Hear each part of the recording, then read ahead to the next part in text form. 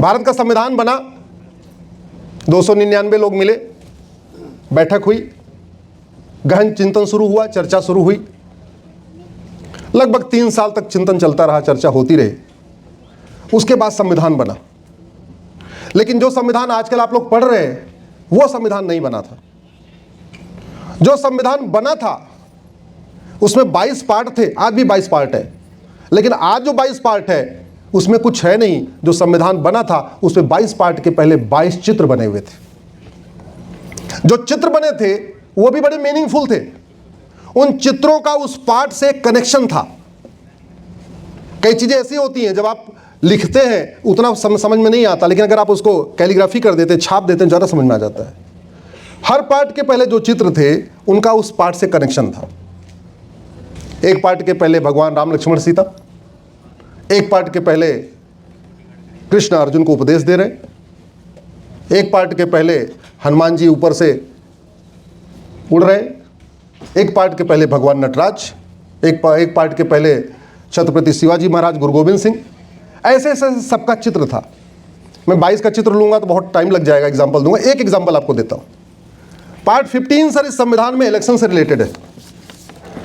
ये जितने भी चुनाव होते हैं, एमएलए, एमपी, लोकल बॉडी, सबका जो इलेक्शन होता है वो संविधान के पार्ट 15 से होता है। ये जो इलेक्शन कमीशन बना हुआ है ये भी पार्ट 15 के अंतर्गत बना हुआ है। तो पार्ट 15 पे किसका चित्र लगाया जाए, इस पे संविधान सभा में 2 दिन चर्चा हुई। फिर यह डिसाइड हुआ कि पार्ट 15 से हम छत्रपति शिवाजी महाराज और गुरु गोविंद सिंह जी का चित्र लगाएंगे।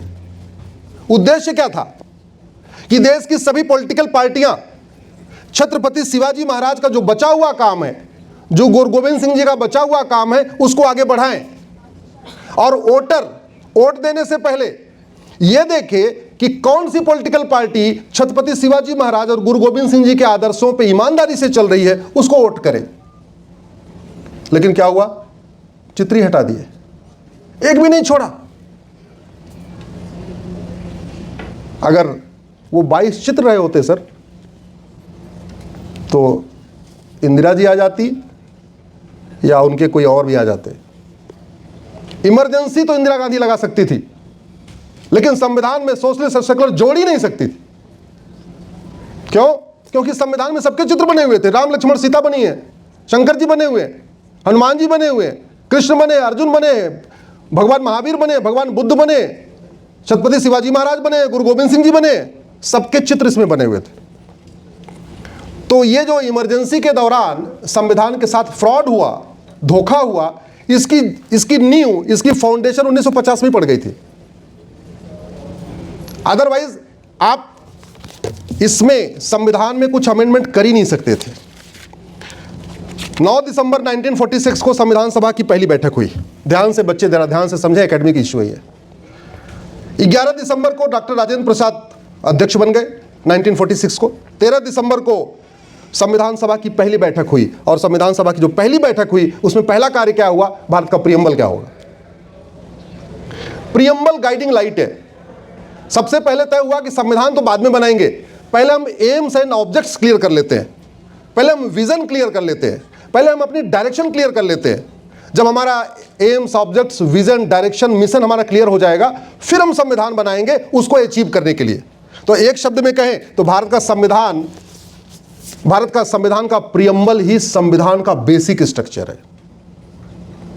संविधान का प्रियम्बल ही संविधान का बेसिक स्ट्रक्चर है। और केशवानंद भारती केस जो 1973 में जजमेंट आया, उसके पहले भारत में बेसिक स्ट्रक्चर नाम का कोई कुछ था ही नहीं। तो उस समय तक क्या चल रहा था भारत के संविधान का बेसिक स्ट्रक्चर? प्रियम्बल ही संविधान का बेसिक स्ट्रक्चर था। 24 जनवरी 1947 को पूरे दिन बैठक हुई प्रियम्बल की, और बैठक के बाद प्रियम्बल को अडॉप्ट कर लिया गया। 15 नवंबर 1948 को प्रोफेसर केटी शाह साहब ने एक अमेंडमेंट मूव किया। उन्होंने कहा कि संविधान के आर्टिकल 1 में सोशलिस्ट, सेकुलर और फेडरल जोड़ दिया जाए। दिन भर बहस हुई और प्रोफेसर केटी शाह साहब का जो प्रस्ताव था उसको खारिज कर दिया गया। 3 दिसंबर 1948 को प्रोफेसर केटी शाह साहब ने दोबारा फिर एक अमेंडमेंट मूव किया। उन्होंने कहा कि एक काम करो, सोशलिस्ट, सेकुलर, फेडरल तीनों नहीं जोड़ सकते तो थोड़ा बीच में काम कर लो, आर्टिकल 18 में सेकुलर जोड़ दो। वो प्रस्ताव भी खारिज हो गया। 6 दिसंबर 1948 को फिर प्रियम्बल के ऊपर चर्चा हुई। पंडित लोकनाथ मिश्रा ने कहा भारत की संस्कृति बर्बाद हो जाएगी। ये जो विदेशी शब्द हम लेके आ रहे हैं, सेकुलर और ये सोशलिस्ट, इसकी ज़रूरत नहीं है। एच.वी. कामत जो महाराष्ट्र के थे, उन्होंने इसके खिलाफ फिर से बहुत लंबा चौड़ा भाषण दिया, फिर वो प्रस्ताव खारिज हो गया। अंत में 17 दिसंबर 1949 को फाइनल जो प्रीएम्बल था उसको अडॉप्ट कर लिया गया। ये प्रीएम्बल अगर टोटल आप देखें तो 14 दिन डिस्कशन हुआ है। टोटल 14 दिन डिस्कशन होने के बाद प्रीएम्बल आया। सबको पूरा मौका दिया गया बोलने के लिए, सबने अपनी अपनी बात रखी। Professor K.T.. शाह के अलावा और किसी ने इसमें सोशलिस्ट सेकुलर जोड़ने का कोई प्रस्ताव नहीं रखा, और उस प्रस्ताव को भी ऐसे नहीं खारिज कर दिया आंख बंद करके, दिन भर डिस्कशन करके उसको खारिज किया गया। उसके बाद 27 फरवरी 1967 को एक बड़ा फेमस केस है सुप्रीम कोर्ट का, उसको गोलकनाथ केस कहते हैं। सुप्रीम कोर्ट के संविधान पीठ ने कहा कि भाई जो हमारा संविधान का प्रीएम्बल है यही संविधान का बेसिक स्ट्रक्चर है, और सरकार के पास संविधान बदलने का पूरा अधिकार है, लेकिन सरकार संविधान के बेसिक स्ट्रक्चर को बदल नहीं सकती, यानी प्रीएम्बल को नहीं बदल सकती। केशवानंद भारती केस आया 73 में, उसमें भी यही बोले कि संविधान सरकार सब कुछ बदल सकती है, बेसिक स्ट्रक्चर नहीं बदल सकती। 1971 में इंदिरा जी ने शपथ लिया, और शपथ लेते ही गोलकनाथ केस को पलट दिया कि नहीं, हम सरकार हैं, हम कुछ भी पलट सकते हैं। ये संविधान संशोधन था, 24वां संविधान संशोधन। उसके बाद दुर्घटना की शुरुआत हुई 12 जून 1975 से। 12 जून 1975 को हाई कोर्ट का एक फैसला आया, और हाई कोर्ट के फैसले में कहा गया कि जो इंदिरा गांधी का जो चुनाव है वो इनवैलिड है, क्योंकि बहुत चीटिंग की गई है, बहुत फ्रॉड किया गया है, बहुत बूथ लूटा गया है, और ये गलत तरीके से जीती हैं। वास्तव में राजनारायण को जीतना था, लेकिन इंदिरा गांधी को जिताया गया है, इसलिए इनके चुनाव को खारिज किया जाता है। ये घटना है 12 जून की। उनको खबर होगी कि हार सकते हैं, अदरवाइज 13 जून को सुप्रीम कोर्ट में एसएलपी फाइल नहीं हो सकती थी। 12 जून को जजमेंट आया, 13 जून को सुप्रीम कोर्ट पहुंच गई हो। इसका मतलब पिटीशन पहले से रेडी थी, और पता भी था कि फैसला हमारे खिलाफ हो सकता है। 13 जून को सुप्रीम कोर्ट आई, और 24 जून को सुप्रीम कोर्ट का एक फैसला आया। सुप्रीम कोर्ट ने कहा कि हाई कोर्ट का फैसला बिल्कुल सही है, फ्रॉड हुआ है, गलत तरीके से बूथ लूटा गया है, बूथ कैप्चरिंग हुई है, लेकिन इलेक्शन चूंकि टाइम हो चुका है, होने ही वाला है अब तो आप अपने पद पे बने रहिए। आपकी हाई कोर्ट ने कहा था संसद की सदस्यता खत्म, सुप्रीम कोर्ट ने कहा नहीं, संसद की सदस्यता खत्म नहीं होगी, लेकिन आप प्रधानमंत्री कार्यालय नहीं जाएंगी, एज ए प्राइम मिनिस्टर आप कैबिनेट की बैठक नहीं बुलाएंगी, आप किसी फाइल पे सिग्नेचर नहीं करेंगी। अभी कुछ दिन पहले सुप्रीम कोर्ट ने अरविंद केजरीवाल को जमानत देते समय कंडीशन लगाई थी, याद है आपको? क्या कहा था? आप मुख्यमंत्री बने रहिए, लेकिन आप मुख्यमंत्री कार्यालय नहीं जाएंगे, कोई फाइल पे साइन नहीं करेंगे। लगभग वो इंदिरा गांधी वाली सेम कंडीशन केजरीवाल के लिए डाली गई थी। वो नाराज। 24 जून को सुप्रीम कोर्ट ने कहा कि आपको साइन ही नहीं करना है, कैबिनेट की बैठक नहीं बुलाना, कोई निर्णय नहीं लेना, कोई प्रस्ताव पास नहीं करना। अरे भाई ऑफिस ही नहीं जा सकती तो और क्या करेंगे, बस सांसद बन के बने रहिए बस, और प्रधानमंत्री के रूप में वेतन भत्ता नहीं लेना, इतना तक कह दिया। एज ए एमपी आपका जो वेतन भत्ता लेते रहिए, बाकी दूसरा काम मत करिए। लेकिन डिक्टेटरशिप देखिए कि सुप्रीम कोर्ट को सीधे ठेंगा दिखाया, और रात को राष्ट्रपति को बोला कल से भारत में राष्ट्रपति इमरजेंसी लगेगी, आपातकाल लगेगा। भारत के संविधान में इमरजेंसी लगाने का प्रावधान है, लेकिन इमरजेंसी लगाने का दो ही प्रावधान है। भारत के खिलाफ किसी देश ने युद्ध छेड़ दिया हो, या भारत में कोई दैवीय आपदा आ गई हो, सुनामी आ गई हो, बाढ़ आ गई हो, पूरे देश में ऐसा तूफान आ गया हो, कोई कहर आ गया हो, कोई वायरस आ गया हो। इमरजेंसी लगाने की केवल दो कंडीशन है, बाहर से दुश्मन का हमला, या भारत के अंदर कोई दैवीय आपदा जिसको सरकार कंट्रोल नहीं कर सकती। तीसरा कोई ऑप्शन नहीं है इमरजेंसी लगाने का। संविधान का गला उस दिन घोटा गया 25 जून को, जहां संविधान की धज्जियां उड़ाते हुए और सीधे सीधे इमरजेंसी लगा दी गई। और ये यहीं पे मामला खत्म नहीं हुआ, इसके बाद भी मामला चलता रहा। सारे मीडिया जेल में, सारे पत्रकार जेल में, सारे विपक्ष के नेता या तो भाग गए या तो जेल में। खदेड़ खदेड़ के लोगों को मारा गया। पूरे देश में पुलिस अपना काम कर रही थी, जो इधर से इशारा किया गया। और जानते हैं, एक अगस्त 1975 को इमरजेंसी के दौरान, जब लोकसभा खाली है विपक्षी सांसदों से, विधानसभा खाली है, संविधान का 38वां संशोधन कर दिया। संविधान संशोधन 2/3 बहुमत से होता है।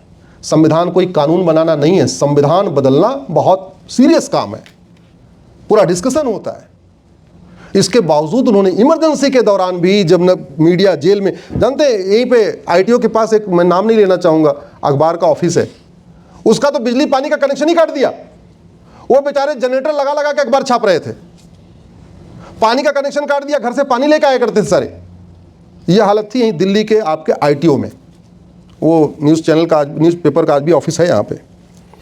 1 अगस्त को संविधान का 38वां संशोधन हुआ और उसमें यह कह दिया कि इस इमरजेंसी के खिलाफ सुप्रीम कोर्ट में कोई रिव्यू नहीं हो सकता, सुप्रीम कोर्ट में कोई पिटीशन नहीं हो सकती, सुप्रीम कोर्ट के पास ये अधिकार ही नहीं है कि ये जो मैंने इमरजेंसी लगाया है इसको सुप्रीम कोर्ट रिव्यू कर ले। 10 अगस्त 1975 को 39वां संविधान संशोधन, सब जेल में है या तो बाहर भगे हुए, मीडिया बंद, एक ही न्यूज चैनल था दूरदर्शन, उस पर पूरा कंट्रोल, अखबारों पे पूरा कंट्रोल। 39वां संविधान संशोधन, उसको क्या कह दिया कि इलाहाबाद, अब प्रधानमंत्री के पद को न high court supreme court review नहीं कर सकता, उनके खिलाफ कोई इलेक्शन पिटीशन मेंटेन ही नहीं होगी। यही नहीं बैठी, HR खन्ना साहब ने एडीएम जबलपुर केस में डिसेंट किया, उनको इस्तीफा देने के लिए मजबूर कर दिया। 7 सितंबर 1976 को एक और संविधान संशोधन कर दिया और उसमें ये लिखा, उनको लगा क्या पता इलेक्शन हो जाए, हम हार जाएं, तो हारने के बाद हमारे खिलाफ केस हो जाए। तो पहले वाले संविधान में संशोधन कहा था कि सिटिंग प्रधानमंत्री के खिलाफ कोई केस नहीं होगा, अगले वाले संविधान संशोधन में कहा भूतपूर्व प्रधानमंत्री के खिलाफ भी कोई केस नहीं होगा। कभी सुना आपने? नहीं सुना। मैं आपसे आग्रह करूंगा सर, भारत में एक ही कॉन्स्टिट्यूशन की किताब है जिसपे ये सब बातें लिखी हुई हैं, द कॉन्स्टिट्यूशन वी अडॉप्टेड करके मिस्टर विजय हंसरिया द्वारा की लिखी गई किताब है। ये अच्छी किताब है, इसमें पूरा डिटेल दिया हुआ कैसे संविधान के साथ खिलवाड़ हुआ, कैसे कैसे हुआ। अच्छा, 18 मार्च को लोकसभा का कार्यकाल पूरा हो गया।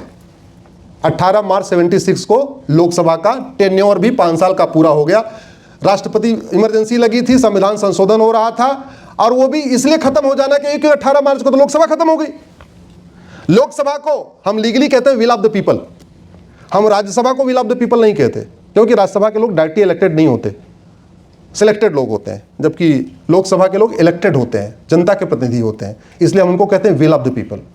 तो 18 मार्च 76 को विल ऑफ द पीपल भी खत्म हो गई।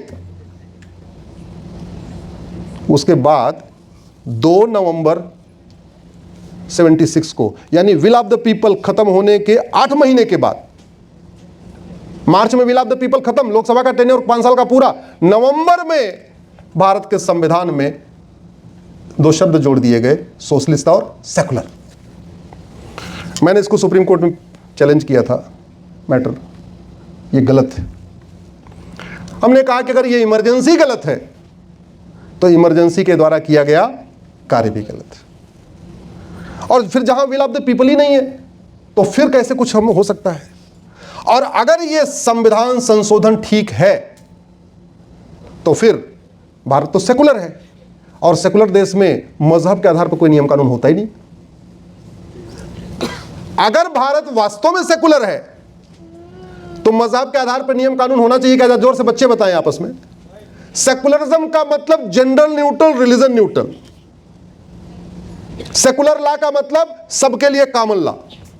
तो अगर वास्तव में भारत सेकुलर है, फिर मजहब के आधार पर नियम क्यों है, मजहब के आधार पर कानून क्यों है, मजहब के आधार पर बोर्ड क्यों है, मजहब के आधार पर ट्रिब्यूनल क्यों है, मजहब के आधार पर स्कूल क्यों है, मजहब के आधार पर कॉलेज क्यों है, मजहब के आधार पर यूनिवर्सिटी क्यों है, मजहब के आधार पर लोन क्यों है, मजहब के आधार पर वजीफा क्यों है?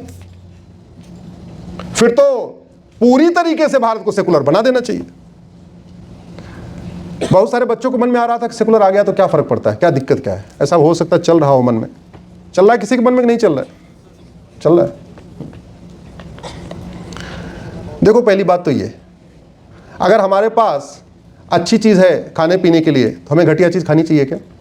जोर से बताइए सर। हमारे पास स्वास्थ्यवर्धक चीज़ है, ऐसी चीज़ है जिसको खाने के बाद आपका स्वास्थ्य भी अच्छा रहेगा, तन मन अच्छा रहेगा, उसको उपयोग करना चाहिए, या फिर जंक फूड खाना चाहिए? जंक फूड इमरजेंसी में खाना चाहिए, मजबूरी में खाना चाहिए, या एज ए रूटीन हैबिट खाना चाहिए? जोर से बताइए ज़रा। इमरजेंसी, हाँ भाई भूख लगी है, कुछ नहीं मिल रहा तो फिर मैगी पिज्ज़ा खा लो कुछ, ऐसे थोड़ी है, अगर वास्तव में मिल रहा है रोटी दाल चावल दाल तो वही खाना चाहिए।